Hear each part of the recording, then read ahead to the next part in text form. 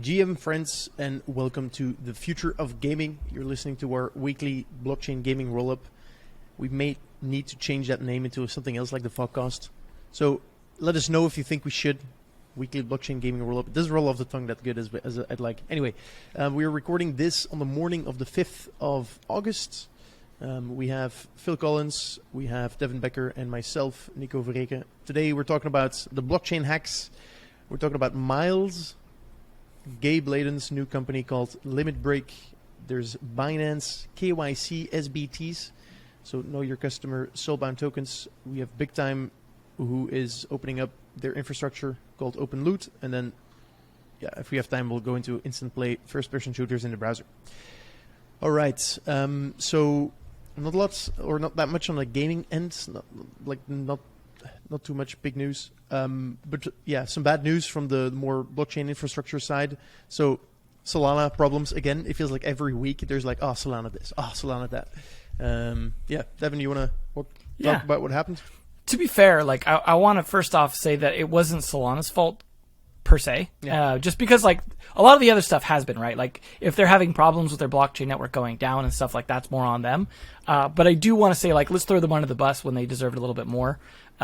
Just to be clear, just because I think some people have maybe prematurely, but basically what happened is, and I think this is still ongoing investigation to get deeper into it, but basically something to do with the mobile wallets got hacked into, and it sounds like it's possibly some shared code between a couple wallets. The Phantom one was Sloan or something like that. The other one, basically somehow they got in and possibly got seed phrases, because basically they're able to get into people's wallets and then make transactions as them and drain those wallets.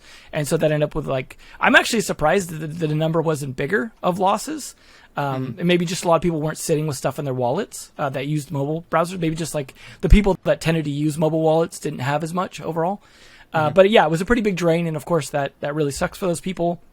For those of you wondering what you could do about it, definitely if you did use a mobile wallet of any kind for Solana stuff, transfer it out to a non-mobile wallet, create a brand new wallet in Phantom browser extension or something, or outside of it, and transfer it over to that, just to be safe. That is currently the advice out there, is basically just don't do that. I did that myself. I created a brand new, I didn't have any money in my wallet either way, but I was screw it, I'm going to create a brand new one and only use that one just to be safe, because I was a little hesitant until the investigation figured out what was going on to even deal with Solana, which was bad timing, because I literally wanted to try something on Solana that day, and then I saw about the hack. I was like, all right, I guess I'll wait. I had to wait a day or two to be able to do something, but I think it's relatively safe now for the most part. But at the end of the day, as we know from blockchain stuff, nothing's ever guaranteed safe, just because it's emerging technology. It's going to be emerging technology for a while, and it sucks when money's involved in that not working out. But never put any more money in this stuff than you can afford to lose right now until this stuff is rock solid.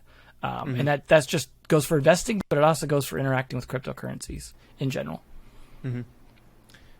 What is interesting to me, and I think this is going to be a recurring problem, is that so much of what we use is then open source. And I think what a lot of people do is it's open source, so someone must have looked at the code and actually checked if this works and is safe and secure.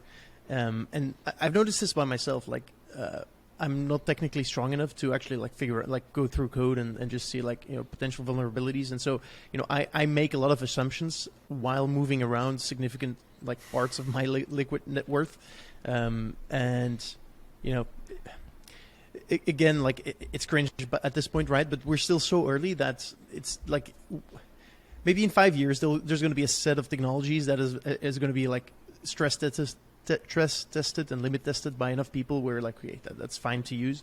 But we are still on the cutting edge here, and these things are going to keep happening, unfortunately, and it's frustrating.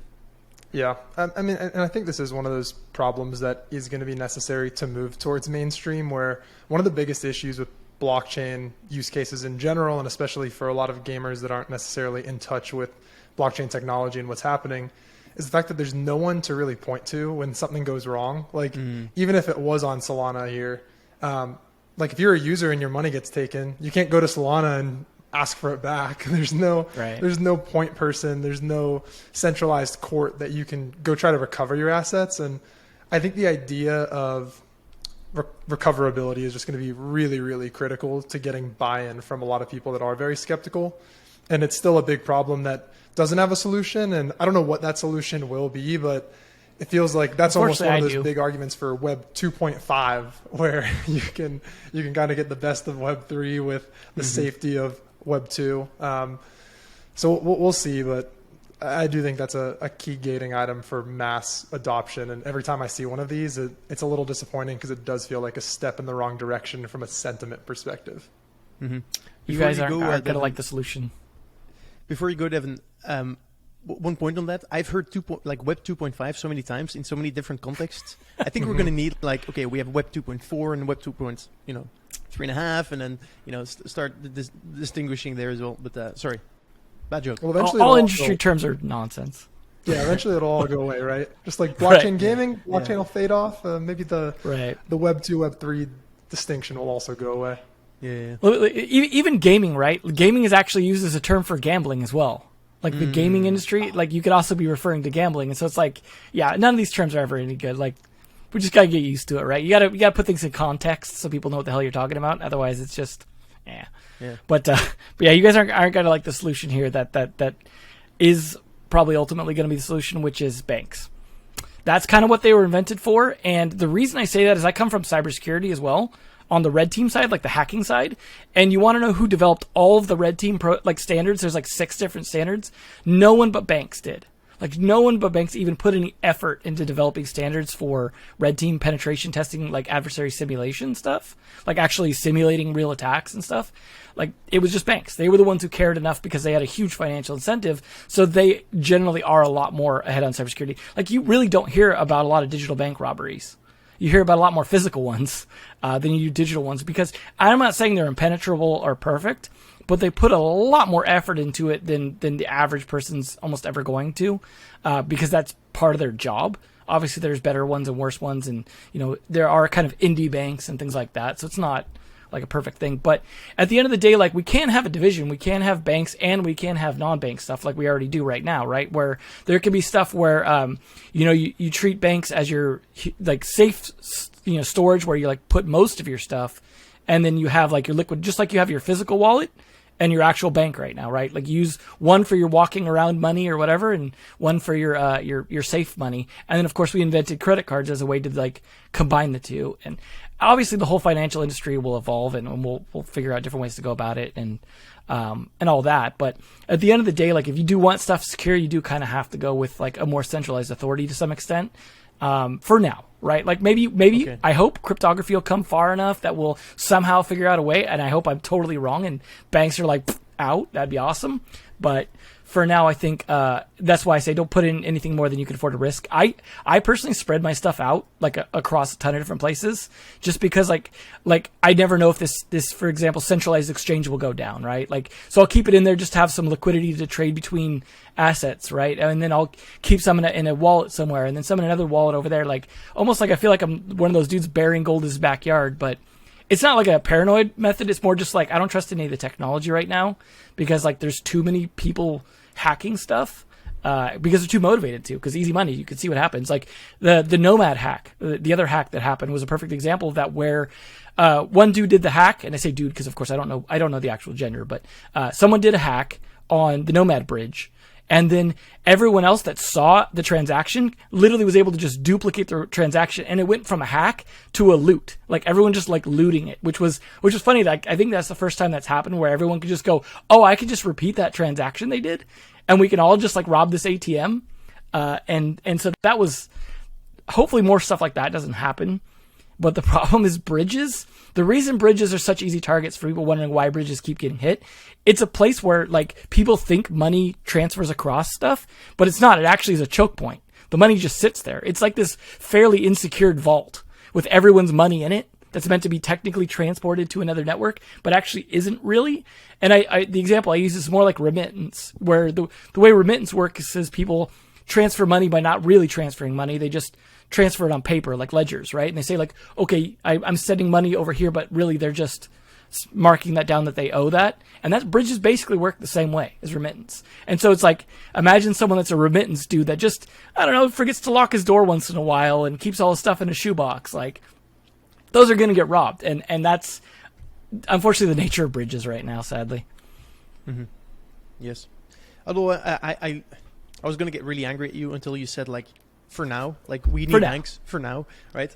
Because I do believe that the technology is there, right? And I think that the problems are not fundamental problems with technology. The problems are fundamental problems with, human mistakes and, misuse of this technology. And so, I agree that on the time being, use like hardware wallets. I've never heard of a ledger hack except for Ledger's hack, which didn't like no ledgers were hacked, but their email database got hacked, in which my email was spread, and so I get, man, like I get. Like, you can lock yourself out though. Be careful. Also, yeah, I mean, like Ledger is not easy, but it's definitely worth using. I think, especially if you're into this technology, and Anyway, highly recommend like hardware ledgers. Like, doesn't matter which brand. Like, Ledger is a good one, but there's way more. So, what's your affiliate code? I don't have one. It's I don't shill it enough, although I should. Good. All right. Next thing I'd like to talk about is Miles, and so Miles is massive interactive live events.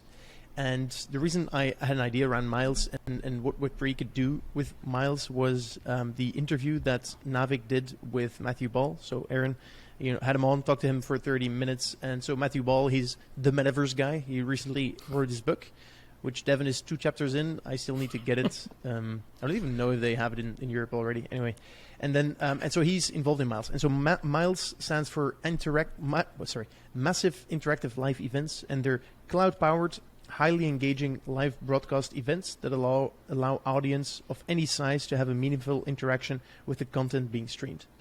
And so this is pretty wide. Like, this could mean a lot of things. And so one of the first examples of Miles was Twitch Plays Pokemon, where essentially there was a Twitch channel that was playing one of the first generation of Pokemon games, like Red or Blue, and Twitch could essentially you could type like arrow up, and then that button would be pressed. And so, everyone could actually control the game together, and everyone could consume like the content and the stream together.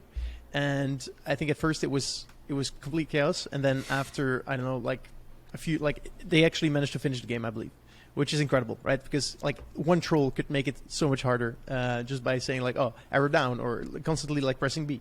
And so that's one example. Like, another example is Reddit Plays.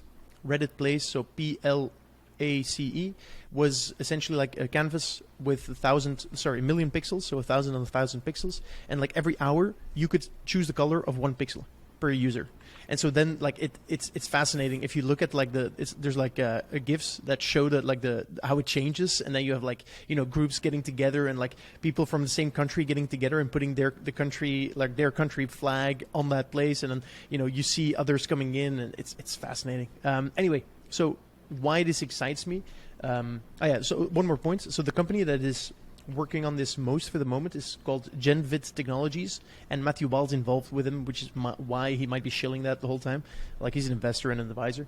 And so one of their first Miles was Rival Peak, which aired, I believe, on Facebook. What was it? Facebook what? Facebook Live. Facebook Live, yeah. Didn't even know the term. Anyway, so and essentially it is almost like the Hunger Games with a few AI that you could control as a viewer. And like, I think you could help vote on the actions that each AI would take. And now they're also working on the Walking Dead Mile, which is going to be similar, where I guess like there's like it's like a series or cinematic adventure, and then you can actually be involved. And so, man, this was a long intro for my point, which was like, I made a post about this on socials. I should probably share it in the Discord as well, which was around like the idea of Miles, where basically I was saying, like, imagine a Game of Thrones world where every main character, and when I say main, you can go down real low. Like a soldier could be like, every character is a DAO in itself. You could own a part of the DAO, and your ownership of the DAO, you could vote actions that they would take, every week, let's say. And so basically, you could get a stake in a character inside the Game of Thrones universe, and there are thousands. And then you can, with that stake, you can start voting on what they would do. And every week there will be an AI, like an automatically generated episode based on all of the decisions that had been made by all of the DAOs, during that week. And then if your character dies, you lose everything. But if they become like the king of the seven kingdoms, whatever, then your stake in the DAO would be worth a shit ton, right? And so essentially, it's like, I don't know, reality TV meets like these different like fantasy worlds. I thought it was a cool idea. No one agreed with me, or some people, but not a lot of people agreed with me. But anyway, so this is something I think is an interesting use case for crypto and Web3. Just so people know too, I believe the Walking Dead one is playable right now. From what I saw, I haven't tried it yet, but I think you can try it out right now because I don't think Rival Peaks is live anymore. So if you want to try this concept out, like try the Walking Dead one. You think there's something there? Absolutely. Like I played the Rival Peaks one when that first came out because I thought the concept was very interesting as well. And this idea of like trying to push this sort of as like the future of television or whatever. Mm-hmm. Like, for example, there are more TV shows starting to try and do things where like the audience is somehow involved in some way or helps shape the narrative. Like that's something where like games have actually tried to do some stuff with that for a while. Like I remember there was like collectible card games where like the actual results of tournaments would determine like the storyline for the next set of cards based off of like which faction won. And like, so that idea has kind of been around for a while in different ways of like how audience influence in media can be like a thing. And I think, we're starting to push it with this idea of like AI being part of it, right? But the interesting part about Rival Peak was maybe not so much Hunger Games, maybe more Survivor, but they did stuff where it wasn't just like the idea of like winning the game. They had like inner character drama and like relationship kind of forming stuff. And like you had ways to influence kind of the character's decisions, but you like don't control the character, right? Where you're like almost like you're kind of whispering in the ear, like do this, do this, do this. And I thought that was a really interesting concept, like where I kind of like the idea that no individual person has power over this, right? And that was the idea behind Twitch Plays Pokemon, right? Where it's like, and same with Place, where it has to be a kind of this collective effort. Like same with the Place, where it was like one pixel, right? And one pixel doesn't do much. And so all of these things create this sort of idea where you have to rally others to like cooperate. And so it creates really interesting dynamics amongst people where they kind of form into these little groups, or whether that be a DAO or a clan or just like a bunch of random dudes in a Discord or whatever, where people kind of are forced to collaborate or cooperate in ways that don't have necessarily a goal that's financial or like any real reason other than just because they want to. It almost reminds me of like Wall Street Bets with the whole like meme stocks and stuff, where they just started coordinating actually towards financial stuff. And sometimes that can be a little maybe destructive or constructive, depending on how you want to see it. But as we start to get really like tribal in culture because of all the people and the interconnectedness stuff, I think this stuff, I wouldn't say it's like the future in that it's going to take over everything, but I do feel like I agree that this is kind of not the start, but like maybe the start middle, kind of like we're a little past the start and kind of drifting in that direction where there will be more of these things, I hope. I'm not saying they're awesome, but they're interesting for sure. Yeah, it is a really cool social metagame, and that's a little different than what we've seen in gaming in the past, where your individual action can matter to the outcome. But what's even more important is the social side, where it is about rallying the troops, to Devin's point. And it's something that we've started to see more in games too. The part of the game is the social aspect. It's not necessarily like the inputs onto the digital interface. It's about what's happening outside of the game and how it impacts the end result. And I think it is a really cool way to consume content, right? Content that you have an impact on. And I think that's one of those things where gaming has had an impact on something that's more like traditional linear media, where somebody creates content and you consume it. I think that's gaming's impact on interactive media more broadly, where user involvement, user engagement is part of the experience. And once you've done that, it's kind of almost hard to go back to just passively watching something versus experiencing it. And so I am really excited to see what this looks like at scale. I think there's always room for chaos in these types of situations, but with like law of large numbers, it turns into controlled chaos eventually. Mm-hmm. And in the end, there's going to be some really cool experiences that come out of these community generated shows, or whatever you want to call them, whatever we end up calling them. It's better than American Idol voting, right? The original Yeah. Nile. That's maybe one of like the most primitive examples of it, though, right? Like, Right. But you didn't feel your are one influence vote. as much with that, right? Because like it didn't Yeah. have that same like interactive loop that you get with these. And I think that's why these are a lot more engaging. Like you were saying, they kind of pull you in a lot more than say texting to some number to like place your vote. There's something different about this that I hesitate to call it a vote because it feels fundamentally different than a vote. You know what I mean? Like, and I'm not sure what else to call it, right? Like it's some different form of action that's like part of a group action rather than an individual vote tally sort of thing. And I don't know what that is. It's hard to describe that difference, I guess. Yeah, it feels like it is a hybrid between reality TV and then like the shows that we all know and love. And, I think getting just a bit of your choices into these because like how engaged were people with freaking Game of Thrones? Like I remember like feeling chills when people died that I like or died that I didn't like, right? And then like if you like even add one like a small decision in that whole story, I think just like the engagement is going to go through the roof. And this feels like it could really rival like Game of Thrones what it already I hope was, people right? could Where die. It was like a cultural phenomenon. Because I don't think people could die in the Rival Peaks one, but I'm hoping Walking Dead, like they're actually including some lethality. Because like you said, like that could, like someone dying that like thousands of people were trying to help survive and win, like that's going to be a lot more emotionally impactful than like, oh no, they didn't win this Survivor challenge. So I definitely actually am looking forward to trying it after we record this. And maybe Game of Thrones final season would have been better perceived if the audience was dictating how it was going to go. I think that is going to be really interesting in terms of feedback that content gets, because there's no one to blame but yourselves. The audience can't just collectively be angry about anything because it will be the majority ruling the core loop. Maybe the future of democracy is this concept applied to C-SPAN. If you're familiar with that, Nico, sorry, it's like maybe more US centric, just kind of like government broadcasting channel where you're just watching public hearings and other really boring stuff. But could be a lot more engaging if I could try and like influence the ongoing hearings. With a group of people, let's all organize a flash mob and make this filibuster go on or whatever.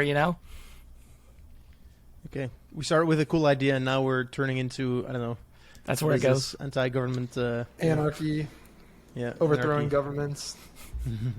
Good. All right. Enough about Miles. I'm excited about this, but it feels like to really, really break into the main, it needs still a lot of technology. I think, especially AI, to actually generate what happens from and then like good different like the screenwriting and stuff. I have no idea how that works, but still some time to go. But it feels like it's possible, and it feels like it's going to be interesting. All right. Next piece of news, we have Gabe Layden, which is a name I wasn't super familiar with. So he's the ex-Machine Zone co-founder, and he's been the CEO for like 11 years or something. And he now founded the company Limitbreak, which is going to be which is doing Web3 gaming. So he's a well-known guy, free-to-play game designer. He did a lot of performance marketing and economy design, and so he knows that stuff. And I think these are skill sets that are going to be important to build successful Web3 games, especially the economy design part. So yeah, curious to see what comes out there. Any thoughts? I mean, I think Machine Zone was and the Game War and all that was a pretty big influence on free-to-play economies in general, and like the power of like economies can have in a competitive environment, and like definitely influenced a lot of mobile going forward. Obviously didn't like take over it, but the idea of like mid-core gaming kind of really came somewhat from that. Like obviously like it existed before, but that really pushed forward the idea that there's a mid-core gaming audience because of all the money that was made from that. And then 4X just became like this huge explosive genre. And so it definitely made a lot of influence there. But I'm really interested to see how much of the economy learnings can actually translate over, because from what I've seen, it's so fundamentally different in a lot of ways, depending on how you set things up, that people could get themselves into pretty bad trouble thinking they know it and that they understand it. But at the same time, like if it's someone who's just like open to that and like, you know, I'm coming in to learn this and build off my previous experience, but not assume I know everything, then yeah, he can actually be like, you know, a force to be reckoned with there. And at the end of the day, like when it comes to getting big names into things, it just helps like get attention to it and like legitimacy and stuff like that. So it could be a good thing or bad thing depending on how you feel about the game, of course, as well, right? Like if you think it was like something that caused, you know, a lot of pay to win and all this extractive behavior and stuff, then maybe you're not going to see it as a positive. But you know, there's two sides to it, and I hope it ends up being something that is helpful. But it is hard to sometimes strike lightning twice for any entrepreneur.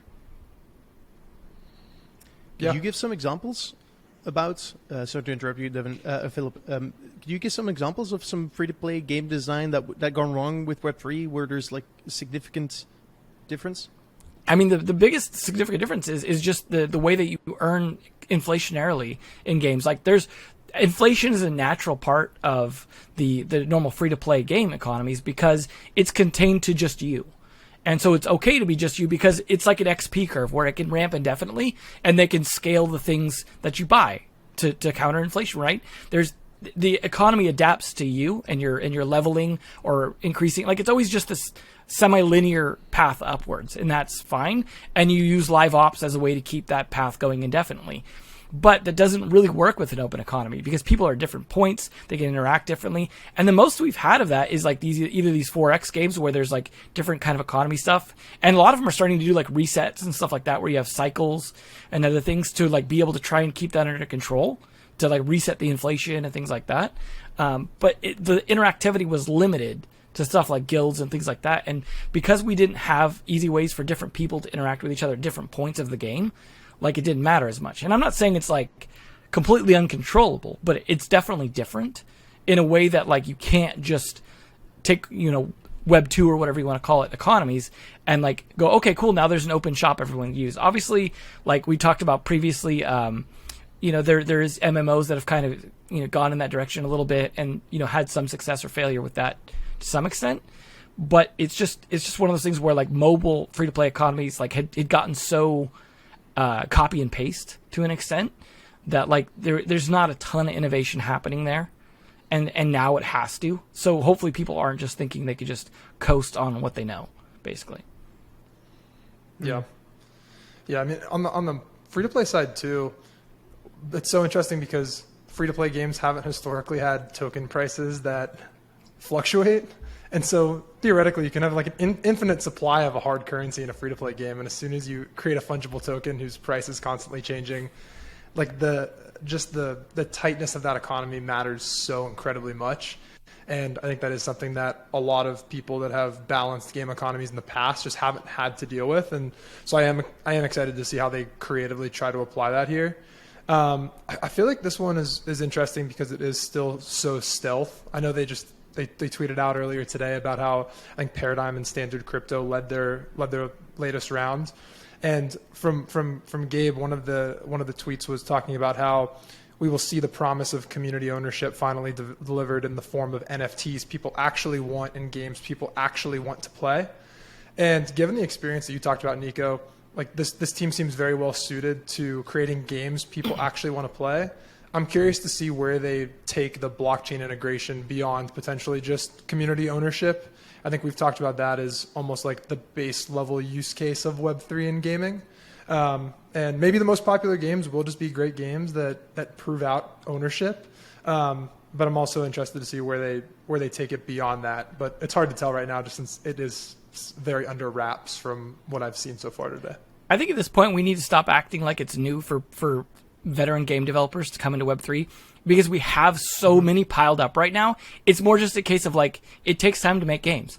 So we aren't seeing the fruits of any of those. So it's like 2-3 years from now, there's going to be probably too many games from experienced game developers. But we're acting like every time one comes in, it's like, wow, someone who knows how to make good games. It's going to be really fun. Like, awesome. We finally are going to get that. And it's like, get in line behind like the 50 other people who said the same thing. And it's like I'm sure you guys hear this all the time in pitch decks and stuff where it's like, we're going to be the first game that brings Web3 to the masses. Like, we're going to convert everyone. Like, those kinds of, like, we're going to be the first to do X is repeated, like, ad nauseum for, like, the first 6 months of this year. And I'm sure you guys have seen it even worse than I have. And it's more just because there's this delay feedback, like, to the games actually coming out. Like, the higher quality the game that you're talking about, the longer before you're actually going to see that. And so it's like we end up kind of talking in circles while we're waiting. Like, we're stuck in the lobby here. Like, okay, can we play the games now? Yeah. Well, and it'll be an interesting situation because 2 to 3 years from now, a lot of this first wave of Web3 gaming will have died off just naturally, right? It's not new to Web3. It's just a lot of games fail. That's just a reality of life. And a lot of the really veteran game developers may not be ready for another 2 to 3 years. And I don't know how the sentiment is going to evolve as this first wave maybe starts to fail off and then these guys show up with their games. So they'll be coming in at an interesting time where the market will inevitably have changed over the next 24 months. But I mean, there's a lot of content that's been extremely hyped up that will just be out the door by then. And there needs to be something that keeps people coming back, and maybe it's these guys just swooping in a couple of years. But there's a lot of chaos both on the bull and the bear side that are gonna take place over the next couple of years, and it's gonna get dark at times, and that's okay. But yeah, I don't know. The next 24 to 36 months are gonna be a very weird time because we haven't seen enough games fail yet, because it's only been a year since the cycle really took off. But we'll see the timelines that these guys are building on. Yeah. The number of decks I've seen where it's like, the problem, blockchain games are not fun. The solution, we're going to build a fun game. It's like, oh man, makes me cringe. And esports now too. They're like, we're gonna be the first big esports game in Web3. Yeah. Or I've heard that a lot too. Yeah. Oh, man, what was it? Play to earn, esports enabled Web3 metaverse. Boom. That's Here's your pitch deck. These are. Yeah. Did you wire on the first call, Nico? That sounds like. It was close. I brought to my IC, and they were like blown away. It was crazy. Anyway, these. So I've seen decks like that. I've also seen decks where they're like, we're going to build a free-to-play game, like an idle game where, most of these idle games, basically, like you get a resource and then you upgrade. The more resource you get, you can upgrade your machinery and shit, and you get more of that resource, and it's like this exponential curve. And then then there was a team coming to me and like, oh, we're going to do this, but it's going to be on the blockchain. And I'm like, how the hell can that ever work? Like, you have people playing the game for a bit and they're generating like 1 trillion resources per minute. And then you have a guy playing the game for the first time and there's like, oh yeah, I just have like one of this resource, every 15 seconds. So, I don't know, man. It's crazy to me. It's not impossible, anyway. But yeah, crazy. Yeah, that's fair. In any case, what else do we have to talk about today? Let me get my tab back open. Binance KYC SBTs. Yeah. Devin, you want to demystify what I just said? Right. So, like, KYC has been something that's been kind of on my mind for a while, especially as I deal with on-ramps and, like, problems with KYC. And, like, even when it seems like they're using, like, the same code library and verification system, the unreliability, the number of times I get told the picture is too blurry when I'm using, like, super high-res cameras.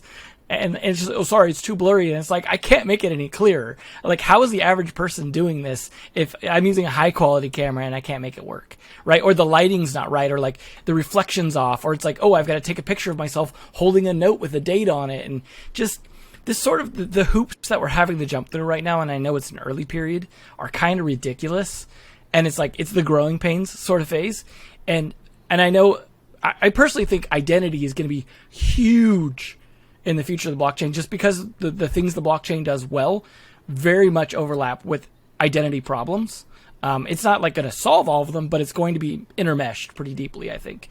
And KYC is a big part of that, right? Where, especially when we're dealing with like financial stuff and regulation and all these other things, and just problems with like sock puppet accounts and like bots and all these other things.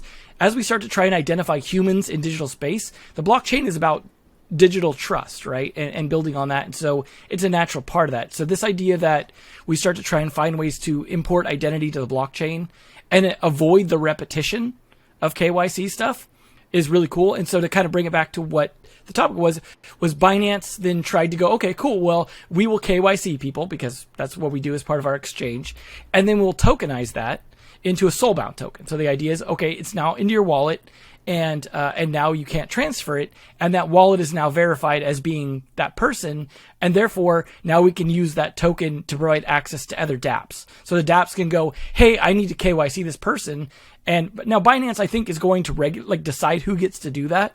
I don't think it's open reign, but the idea is they can then open that kind of gate to say, okay, well, you can verify this person using that token, and you don't have to do your own KYC.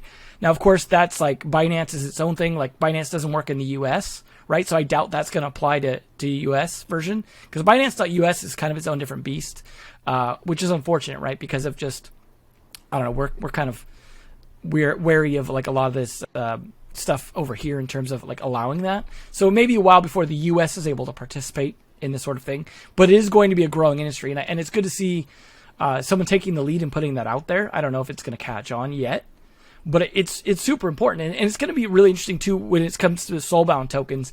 And the reason I say that is right now people can just create a new wallet like it's nothing. Like we were talking about the Solana wallets, right? Just oh cool, I popped a new wallet, right? And I can just transfer my stuff over to it. That's going to be really interesting when stuff becomes soulbound, and that's something that I think a conversation that Vitalik really kind of inspired when he put out some of those articles, and he's kind of pushed that idea a little bit. And maybe that's the next big thing to some extent, right? Where we're talking about tokens and then NFTs, and then maybe it's soulbound tokens. But of course, those can't be financially hyped because you can't transfer or sell them, right? So they're not going to be the next big financial thing, but they may be in the sense of KYC or whatever, because you see big brands like Animoca Brands trying to push KYC for the other side, other deed sale. They pushed it for their Tower token. In fact, they're even increasing what the Tower token stuff does, probably to try and incentivize all the people that they kind of lost to kind of come back to that and increase their rewards. But it becomes tricky because you can't transfer it, and so now all of a sudden that wallet has an intrinsic value that is not fungible anymore. So now you have a non-fungible wallet, which I think is an interesting concept. When you have Soulbound tokens in a wallet, that becomes essentially a non-fungible wallet because the configuration or the contents of that wallet are now no longer replaceable. And so I think I haven't even heard anyone use the term non-fungible wallet. I just made it up right now, but let's coin that for the future of Soulbound stuff. This is something we talked about a few weeks back, actually, around how our wallets eventually going to differentiate. I think, Nico, I'm sure on the investment side, you've seen a ton of wallets come through your email inbox. I think attaching identity to these wallets and making it more valuable to the consumer and making almost switching costs or the cost of adding another wallet to your portfolio more painful, or just adding an extra step, is a really powerful nudge for users to just get comfortable with your wallet and your ecosystem.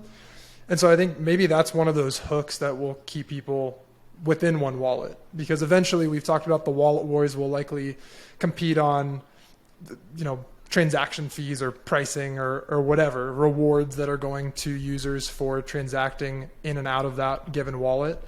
So maybe the identity layer is really a key retention piece for these wallets when there's going to be this massive flood of competitors that are trying to steal users' time, attention, and resources away from them. Mm-hmm. I'm very happy with this news and these ideas and people working on this because, my vision of the future of interactive worlds is one where people can, there's actually value, real value being exchanged, right? It's a mostly open economy. And I think, one of the things that keep me up at night is how it could be gamed by bots and Sybil attacks and these types of things. And so, so my vision of the metaverse of the future, however you would define that, needs as an essential requirement a sort of proof of humanity where that this actor within that world is a person. You don't know who it is, right? But you just know that it is a person, and it's definitely not a bot. And if we can't make that work or happen, I don't my vision of the metaverse wouldn't really work out, at least. Anyway, so very happy with these types of innovations, and curious. I'm always pretty bearish on Binance and everything that happens on Binance Smart Chain or whatever they call it these days. It's I've always said that I think everything in crypto is over financialized, including games. And so, Binance is literally like a trading platform. And so that everyone on there is basically there just to like freaking flip shit and trying to make some money. And so if you spin out a chain for that and then start building games on there, you're not getting in the best people, in my opinion, right? And that's why I'm usually not very bullish on things that happen there.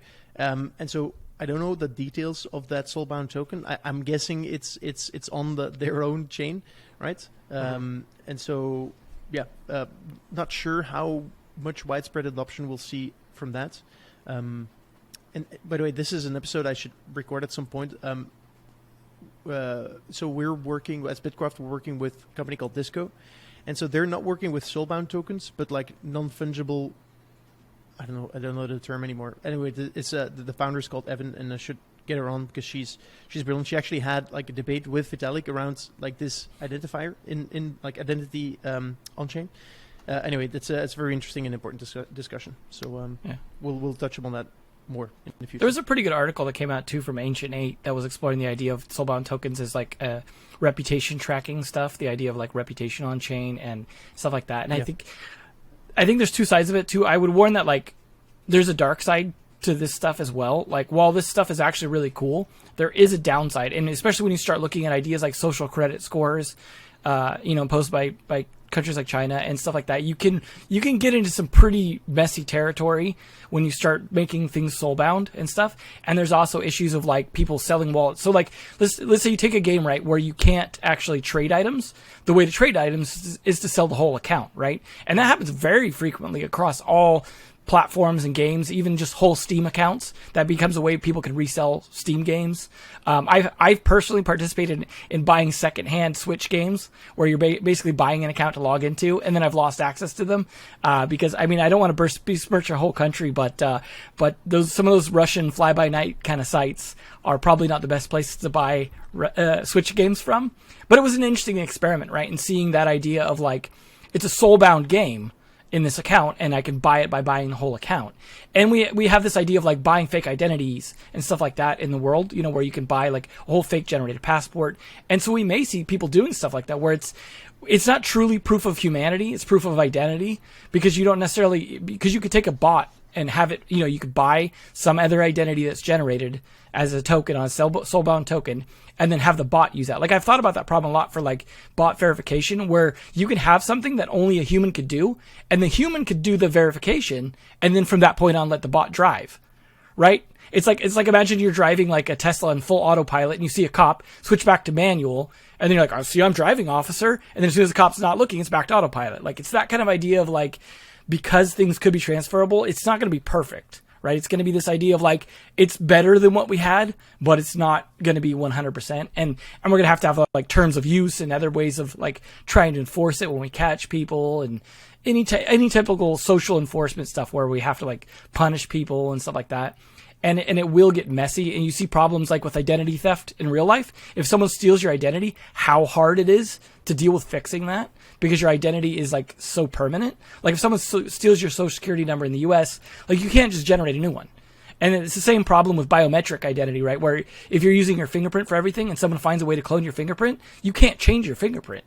You're kind of screwed at that point. Or like, let's say you lose the password to your Soulbound wallet, and now you can't regenerate that KYC because it detects it as a duplicate, and now you're locked out of your own identity. So there will be problems as well. I do want to say, like, I think it's cool and it's awesome in a lot of ways, but let's make sure we're prepared for some of the sticky situations to come. 100%. All right. Then we have the next topic for this episode, big time and open loot.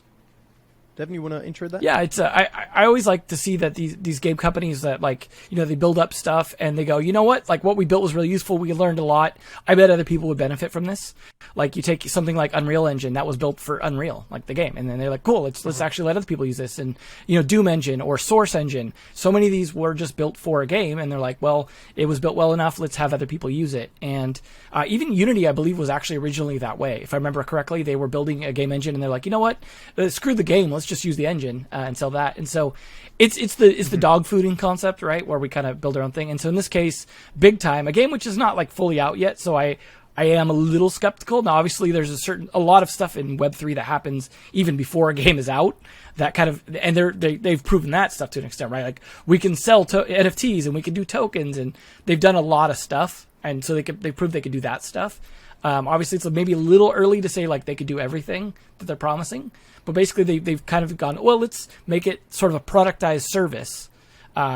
Where we're just basically saying we'll help other people do that. They're not clear about whether or not they're charging, how that's going to work, whatever. It's more like apply to be a partner. They've got, I think, 3 partners interested right now, like officially. And it seems like a lot of cool stuff, especially for people coming over from like mobile or other places where there was a lot of stuff handled for you, like financial stuff, like, oh, let Apple or Google handle the financial stuff, right? Like payments and all that. And it's really messy to do that, like we were already talking about in with the Soulbound stuff and everything else in blockchain, to deal with like taking payments, chargebacks, fraud stuff, customer service around that even. And like, so they're saying that they will handle a lot of this stuff for you. And so I hope that's true, because like this will just help onboard more people that just don't know how to deal with this. Right now there's like a lot of tooling being built out there in terms of like, here's a thing that will help you add Web3 to your game in terms of like the tech side. But I actually haven't seen a lot of people on the service side as much as I have seen on the tech side. So this is actually a good complement to a lot of the engines and tools coming out there.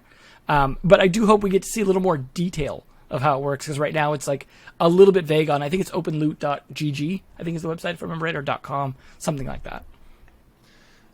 As a gaming infrastructure investor, I love the idea around this, where you really are hedging your bets on your single content risk, where even if you build something out that you think is really cool and your piece of IP doesn't necessarily hit, I mean, worst case, or I guess semi-worst case, you come out with some really cool infrastructure that makes a lot of other game developers' lives easier. Odds are you'll be able to license that to some extent. It doesn't mean it's going to be the next massive infrastructure play within the gaming world, but I mean, it really does hedge your bets a little bit while still giving you the upside of creating that in-house IP. So, Devin, to your point, we've seen a ton of tooling that's designed to bring Web 2 to Web 3, and there's a ton of tooling across all of Web3 in terms of making developers' lives easier. But in the context of building a game while building this out for others, I just think it's a really cool content hedge. Yeah. It looked like it was about half their team maybe on it, because if you look at the team for that and the team for Big Time, it's like about half of them copied over essentially. So I don't think they're like full-time on it either. I think in the sense of like using they still have people working primarily on Big Time from the looks of it. So hopefully that doesn't affect the launch of their game as well, since right now it's more in early access for certain pass holders. But that's good. Like at least there is an early access to play, and I've heard mostly good things, but I haven't had a chance to try it myself. So. Mm-hmm. Yeah. So if you're interested in this topic, I think Philip and myself, and then Anton Bachmann from Play Ventures talked about this quite a bit in like last week's, I believe, Metacast episode. So if you want to listen to that, feel free. I think one of our points was leave building the tools to the tool builders and leave building the games to the games builders. And then we had Luke Gibson from Playmint in our Discord, who was like, yo, dudes, I'm building games, and the people that are building tools have no clue what I need as a game builder. And so, which is 100% a very fair point. And so I guess my thought now was, if you want to make a bet, would you make a bet on like professional tool builders, or would you take a bet on games builders that are like, hey, we needed this tool to build this game, and it looks like other people also need this tool to build their games, so maybe we should, spin this out. What do you think, Phil? Yeah, I think that our conversation evolved as you, me, and Anton talked through it. And to Luke's credit, I do think that it's an overgeneralization for anyone to just say, let the infrastructure builders build the infrastructure and let the game developers build the games. There obviously needs to be some crossover to make informed decisions on both sides there. I think from our perspective, the games teams that are building infrastructure should be building that infrastructure because it truly is novel and their vision for the content couldn't exist without it. And I think that's very different from just iterating on your own version of something else that's already existing from a third party. And I think the example I was using was like wallets. We've seen a lot of game teams build wallets, and there are going to be a ton of wallet options for them out there. And is that really a needle mover for how they build their game and how their game works? Probably not. But That being said, there are an infinite number of novel use cases that game teams can build and be truly value add, not only to their own IP, but potentially to others in the big time example. So I think that's generally where I land on game teams building infrastructure. It's more just a matter of making sure that building the infrastructure is worth your time and actually needed to push your efforts forward. Yeah, it's funny because I'm in the position where I am building infrastructure, and I'm not building it as part of a game, but I'm building it for game developers. But I have been a game developer many times, so it's like it's kind of a weird place where it's like I know what game developers generally need, but we're also finding out what game developers need right now for sure, and then also like, but not building it for a specific game. Because like you could also argue that building it as part of your game is also a distraction, right? Where you're like you got to divide your attention and stuff like that. So it is kind of a spectrum, I think, in terms of like it's not black and white, but at the same time, it is healthy to have a little skepticism of people that aren't dog fooding as much, in the sense of like maybe they don't know the needs. And I think Luke's point as well was more just on the UX side of things as well, where people like they might build the right tools, but they don't understand like the workflows the same. But to be fair, not every game developer works the same either. Like if you look at internal tools for game developers, like they're all over the place too, because they were handcrafted, like hacked together pieces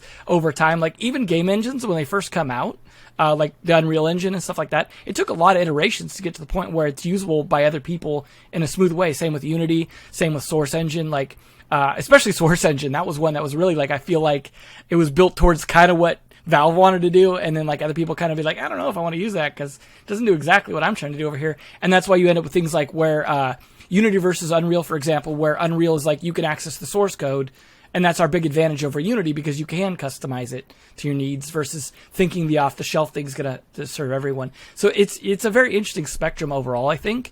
And I think there's a place for everyone. But to your point about people building thousands of wallets or thousands of things, like now's the time to be doing that. And then like let some fail, it sucks, but this is kind of like evolutionary time where we need to have a bunch and then kind of let the market decide. And then at least hopefully we'll have like a better thing because of that, because of the competition. Mm-hmm. As an industry participant, I would say build more wallets. As an investor, I would say don't go build Just don't a wallet. pitch them to you. Yeah, okay, build a wallet, don't pitch them to me. Exactly. Good. All right. We still had instant play FPSs, but we can perhaps talk about that next week. I don't think it's super timely, urgent. I guess maybe housekeeping for the FogDAO. If you haven't already, make sure to introduce yourself in the introduction channel. That is important, and you will soon see why. All right, good. That's it. Thanks, Devin, Phil. Fun conversation. I always feel like I learned a lot here, so these are great. And it also seems like from all of our conclusions, it's like, yeah, I guess we'll have to see. So I guess we're gonna. That's why it's the future of gaming, right? We can't see yet. That's true. Yeah, that's true. That's true. Good. All right. Hope you enjoyed this. Hope you learned something. Hope we sparked some ideas in your brains.